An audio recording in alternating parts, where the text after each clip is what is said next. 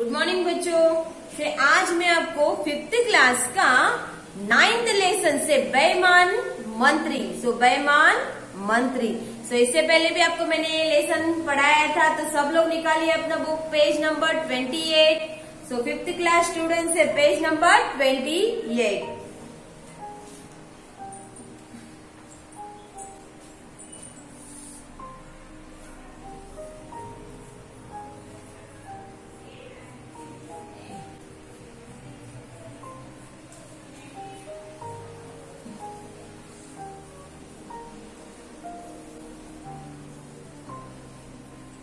బైమాన్ మంత్రి అంటే తప్పుదారికి వెళ్లి అందరిని మోసం చేయడం అనంటే బైమాన్ మంత్రి। మంత్రి అంటే ఎవరు? రాజా దగ్గర పని చేసేటోడు, सिपाही కాకుండా రాజా వెనుక ఉండేటోడు మంత్రి అని అంటాము। सब लोग ने अपना बुक निकाला। Page number 28। इससे पहले भी मैंने आपको ये लेसन पढ़ाया था। देखिए ये लेसन। फिर से हम लोग आज पढ़ेंगे लेसन और उसका अर्थ समझाएंगे। ओके। देखो इसमें नए शब्द क्या दिए हैं? राजा, मछलियां, बेईमान, राजमहल, मछुआरा, स्वीकार एंड विचित्र। राजा मीन्स ఏంటిది? కింగ్। మछलियां అంటే ఏంటిది? ఫిషెస్। మछलियां ఏంటి అంటే ఫిషెస్। ఓకే। నెక్స్ట్ వన్ బైమాన్ అంటే ఏంటిది? బైమాన్ అంటే ఎవరికైనా మోసం చేయడం అనంటే బైమాని అని అంటాము। రాజ్మహల్ అంటే ఏంటిది? ప్యాలెస్। రాజ్మహల్ అంటే ఏంటిది?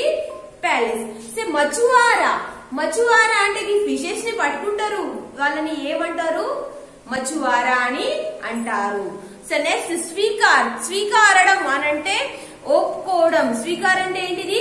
ఒప్పుకోవడం। విచిత్ర అంటే ఏంటి? వెరైటీస్। ओके। सब लोग अपनी फिंगर्स अपने बुक पर रखिए और मेरे साथ पढ़िए। देखो, एक राजा था, उसे रोज ताजा मछलियां खाने का शौक था। एक दिन सागर में भयंकर तूफान आया। कोई भी मछुआरा सागर में मछलियां पकड़ने के लिए नहीं गया। इसी कारण राजा को खाने के लिए ताजा मछलियां नहीं मिल सकी। राजा ने घोषणा करा दी कि जो सागर में ताजा मछलियां पकड़कर लाएगा उसे इनाम दिया जाएगा। एक गरीब मछुआरे ने यह घोषणा सुनी। उसने अपनी जान जोखिम में डालकर सागर में मछलियां पकड़ने का निश्चय किया। साहस कर उसने कुछ मछलियां पकड़ी और उन्हें राजमहल लेकर पहुंचा, मगर पहरेदारों ने उसे फाटक पर ही रोक दिया। वे उसे राजा के मंत्री के पास ले गए। मंत्री ने मछुआरे से कहा, मैं तुम्हें राजा के पास जरूर जाने दूंगा, पर तुम्हें राजा से जो इनाम मिलेगा उसका आधा हिस्सा हमें देना होगा। मछुआरे को न चाहते हुए भी उसका प्रस्ताव स्वीकार करना पड़ा। मछुआरे ने राजा को मछलियां दी। राजा मछुआरे पर बहुत प्रसन्न हुआ। उसने कहा, बताओ क्या इनाम चाहते हो? तुम जो मांगोगे वह तुम्हें अवश्य दूंगा। मछुआरा बोला, मैं चाहता हूँ कि मेरी पीठ पर 50 कोड़े लगाए जाए, मुझे बस यही इनाम चाहिए। मछुआरे की विचित्र मांग पर सब चकित रह गए। राजा ने मछुआरे के पीठ पर 50 कोड़े लगाने का आदेश दे दिया। देखो, जब नौकर मछुआरे की पीठ पर 25 कोड़े लगा चुका था तो मछुआरे ने कहा, रुको, अब बाकी के 25 कोड़े मेरे हिस्सेदार की पीठ पर लगाओ। राजा ने मछुआरे से पूछा, तुम्हारा हिस्सेदार कौन है? देखो, मछुआरे ने कहा, महाराज, आपके मंत्री जी ही मेरे हिस्सेदार है। मछुआरे का जवाब सुनकर राजा गुस्से से तमतमा उठा। उसने मंत्री को अपने सामने हाजिर करने का आदेश दिया। मंत्री के आते ही राजा ने नौकर को आदेश दिया, इन्हें गिनकर 25 कोड़े लगाओ। ध्यान रहे, इनके पीठ पर कोड़े जोर जोर से लगाना चाहिए। उसके बाद राजा ने उस बेईमान मंत्री को जेल में डाल दिया। फिर राजा ने मछुआरे को मुंह मांगा इनाम दे दिया। इससे पहले भी मैंने आपको जो ये स्टोरी आपको पढ़ाई थी, इसका अर्थ मैं अभी हमको समझाऊंगी। एक राजा था అంటే ఏంటి? ఒక రాజా ఉన్నాడు, उसे रोज ताजा मछलियां खाने का शौक था। తనకు డైలీ ఫ్రెష్ ఫిష్ తినాలని షోక్ అంటే చాలా ఇష్టం। తనకు ఎప్పుడు డైలీ ఫ్రెష్ ఫిష్ గా తినాలి నదిలో వెళ్ళి రివర్ వెళ్ళి పట్టుకోవడం, దాన్ని ఫిష్ ని పట్టుకోవడం తినాలి అని ఆయనకు చాలా ఇష్టము. సో ఏక్ దిన్ సాగర్ మే భయంకర తుఫాన్ ఆయా. సో ఒక రోజు సముద్రంలో పెద్ద తుఫానం వచ్చింది. పెద్ద ఏమైంది, తుఫానం వచ్చేసింది. से कोई भी मछुआरा सागर में मछलियां पकड़ने के लिए नहीं गया. సో ఎవరు ఆ సముద్రంలోని తుఫానం వచ్చిన కాబట్టి సో ఎవరు ఆ మచ్చి తీసుకోవడానికి వెళ్ళేటారు అంటే మచ్చువారా. సో మన దగ్గర బేసోలు ఒకటి పట్టుకుంటారు ఫిషెస్ కాబట్టి ఏం చేస్తారనంటే దానికి ఎవరైనా సముద్రంకి వెళ్లారు.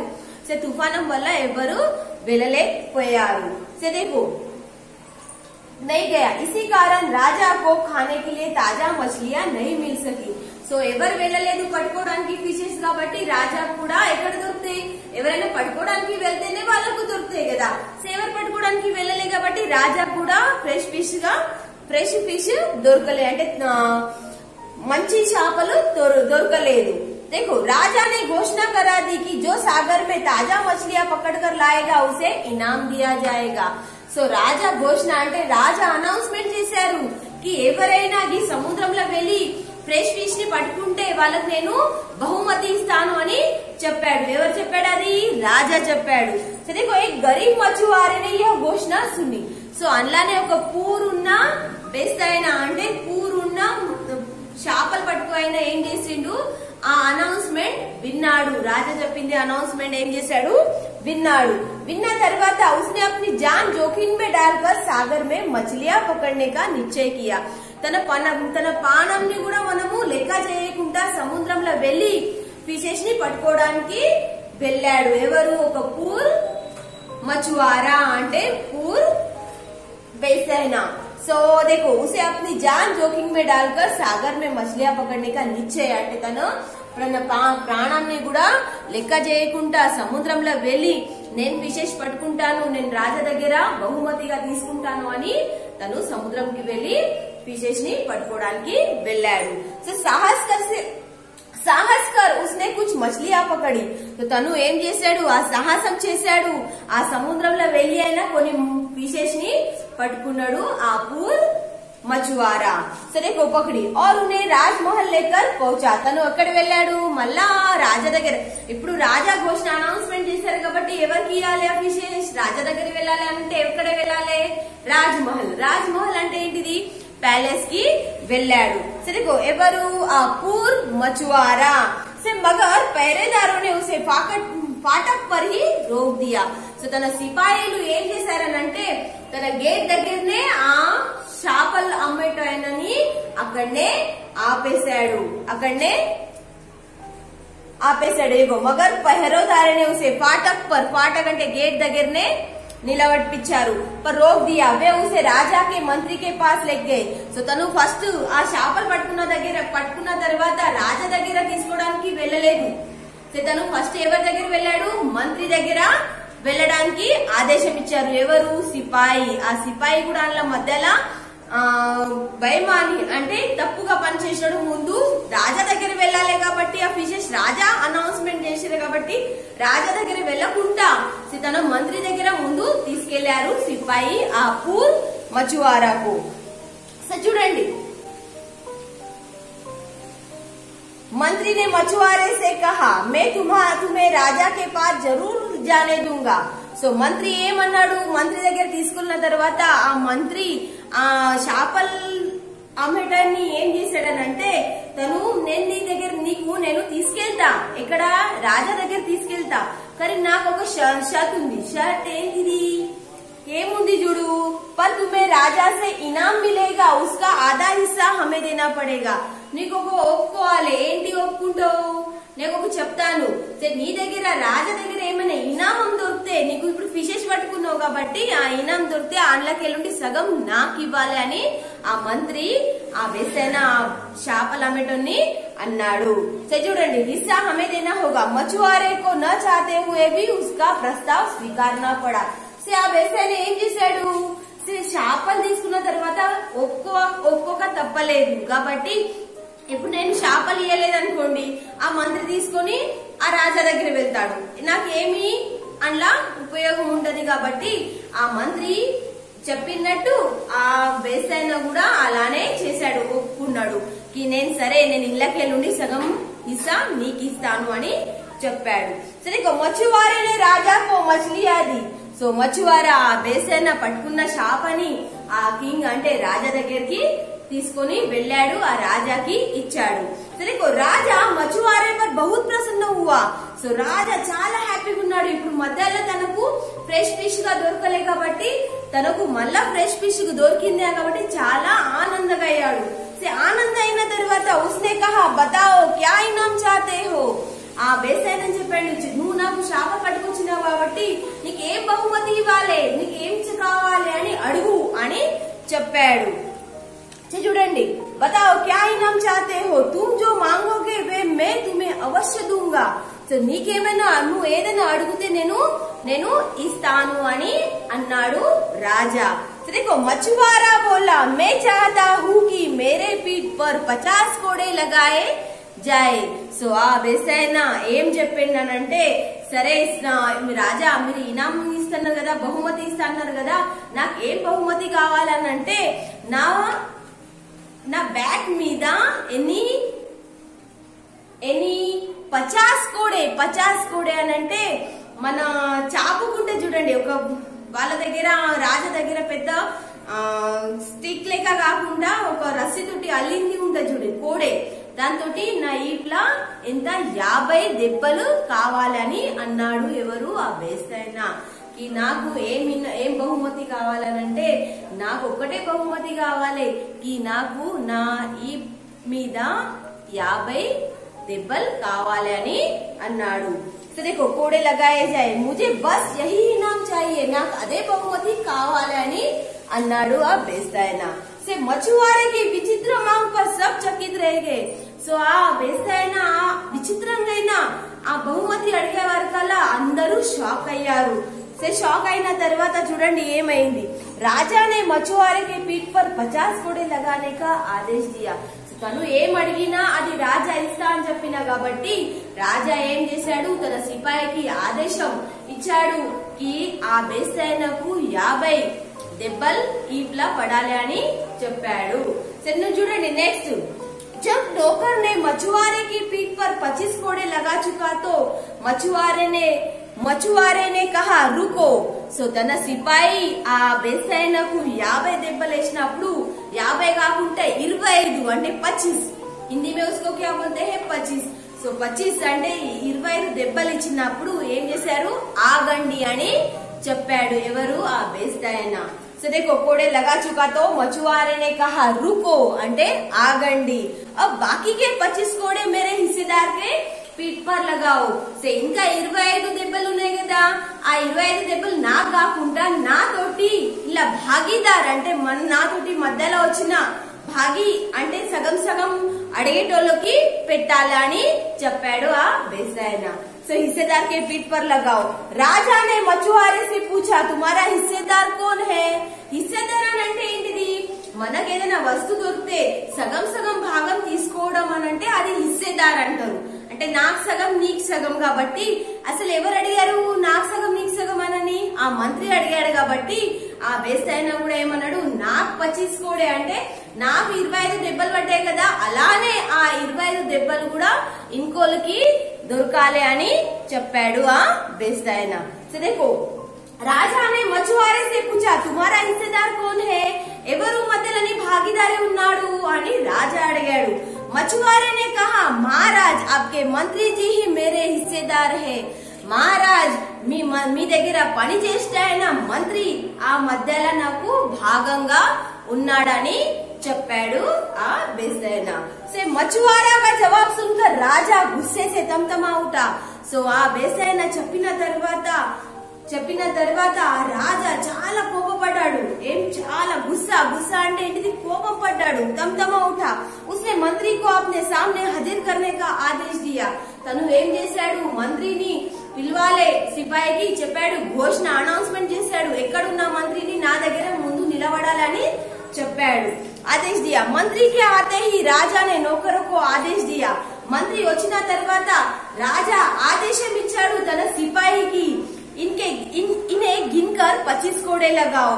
ఈయన కూడా 25 దెబ్బలు ఈట్ల మీద పడాలి అని చెప్తున్నాడు రాజా.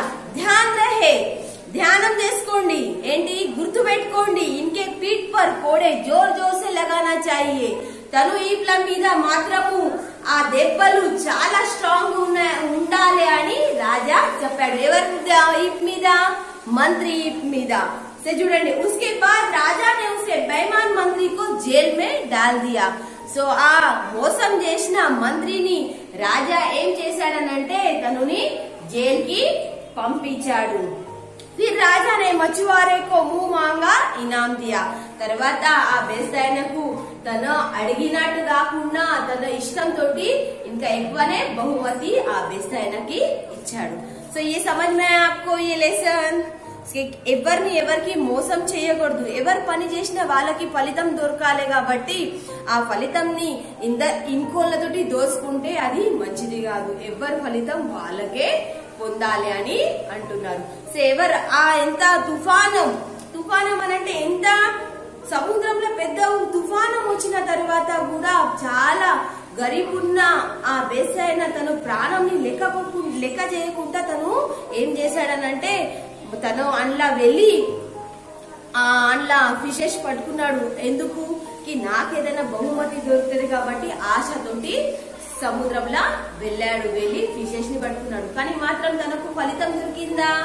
తను ఫలితం దొరికే ముందు ఆ మధ్యలో ఉన్నోళ్ళు ఏం చేశారనంటే దానిలోకెళ్ళి సగం నాకు కావాలి అని అనవరకల తను ఏం చేశాడు? ఒప్పుకోకుండా తప్పది కాబట్టి తను ఒప్పుకున్నాడు. కానీ ఒప్పుకున్న తర్వాత ఆ బేసాయన చాలా గరీబ్ ఉన్న తర్వాత కూడా అతి తెలివిగా ఉన్నాడు. తను ఏం చేశారు? నేను దెబ్బలు పడినా కానీ నీకు కూడా సగం దెబ్బలు కావాలి కదా, నా వల్ల నా గురించి ఇంకో మీరు చేసే తప్పు ఇంకోలో కావద్దు కాబట్టి ఆ శిక్షని ఇంకో మంత్రికి కూడా ఇచ్చాడు. తను చేసింది బహుమతిగా పొందాడు. तो ये लेसन आपको समझ में आया? तो देखिए इसमें घोषणा. सो इससे पहले मैंने आपको ये शब्दार्थ लिखने के लिए बोले थे. घोषणा అంటే ఏంటిది? అనౌన్స్మెంట్, మునాది, ఢిండోరా. ఓకే, జాన్ జోకింగ్ మే డాల్నా అంటే కీప్ ఇన్ ద డేంజర్ అంటే ఎంత ప్రాణాన్ని కూడా లెక్క చేయకుండా వెళ్ళడం. విచిత్రం అంటే వెరైటీ, అనోఖా. బేईमान అవిశ్వసనీయ. బేईमान అంటే మోసం చేయడం, అవిశ్వసనీయ అంటే మనం ఎవరికైనా పని ఇస్తే దాన్ని మోసం చేసి చెయ్యడం అని అంటే బేईमानी అంటారు. ఇనాం అంటే పురస్కార్, రివార్డ్ అంటారు, బహుమతి అంటారు. సో ఇలాగా. నిశ్చయ అంటే డిసిజన్ అంటే నిర్ణయం తీసుకోవడం. హిస్సేదారి అంటే భాగీదారి అంటే పార్ట్నర్షిప్. మన ఇప్పుడు పార్ట్నర్షిప్ చాలా మంది ఉంటారు. మన ఆఫీస్ లా లేకుంటే మనం ఏదైనా ల్యాండ్ తీసుకుంటే పార్ట్నర్షిప్ ఉంటది. కానీ పార్ట్నర్షిప్ లో ఒక లెక్క ఉంటది. కానీ మనం తీసుకుంది ఫలితం ఇంకోలా కావాలంటే కూడా మనకు ఉండదు. కాబట్టి పార్ట్నర్ ఉండాలి. కానీ తను ఇద్దరు కలిసి చేయడం పనిని పార్ట్నర్షిప్ చేస్తే ఏం కాదు. కానీ ఒకరు చేసి పనిని ఇంకోని పార్ట్నర్ గా పెట్టుకోవాలనంటే అది కాని పనినే ఉంటది. సో హాజీర్ అంటే ఏంటిది? ఉపస్థితి అని అంటే అటెండ్. సో అక్కడ ఉండడం. తమ అంటే ఏంటిది? చాలా కోపం ఉండడా అంటే చీరలాలున. సో తను ఆ ఫేస్ ని రెడ్ కావడం, చాలా కోపంతో ఉండడం అని అంటే చేరా లాల్ హునా. సో నెక్స్ట్ రేపు మచువారా అంటే ఫిష్ మ్యాన్. సో ఎవరు పట్టుకుంటారు ఫిష్ దాన్ని మచువారా అంటారు, ఫిష్ మ్యాన్ అని అంటారు. సో రేపు ఆదేశ్ అంటే ఏంటిది? ఆర్డర్. ఎవరు చేస్తారు ఆర్డర్? మనకైనా ఎవరైనా పెద్దోళ్ళు ఉంటే మనము ఆర్డర్ చేయడం. ఇప్పుడు మన ఇంట్లో ఇప్పుడు రాజా తన సిపాయికి ఆర్డర్ చేస్తారు, ఇది నాకు కావాలి, నా ముందుకు రావాలి అని చెప్తారు. ముహ్ మాంగా అని అంటే ఏదైనా నువ్వు ఏం చెప్తే నీ నోటికి ఏది వస్తే నీకు నేను బహుమతి ఇవ్వడం అని జరుగుతుంది. సో ఏ మీనింగ్స్ और ये लेसन आपको समझ में आया करके मैं समझती हूँ. सो आप अपने घर पर ये लेसन पढ़ेंगे और इसके ये नए शब्द और ये मीनिंग्स आप अपने CW में लिखेंगे और ये लेसन समझ में आएगा तो ऑटोमेटिक आपको ये क्वेश्चन आंसर्स भी आएगा. तो नेक्स्ट टाइम मैं आपको ये क्वेश्चन आंसर्स लिख के दूंगी. तो ये नेक्स्ट टाइम पे क्वेश्चन आंसर्स खाली स्थान भरो, शब्दों को शुद्धि करके लिखो, पढ़ो और समझो. ये पूरा मैं आपको लिख कर दूंगी. सो इसके लिए all of you thank you Nana.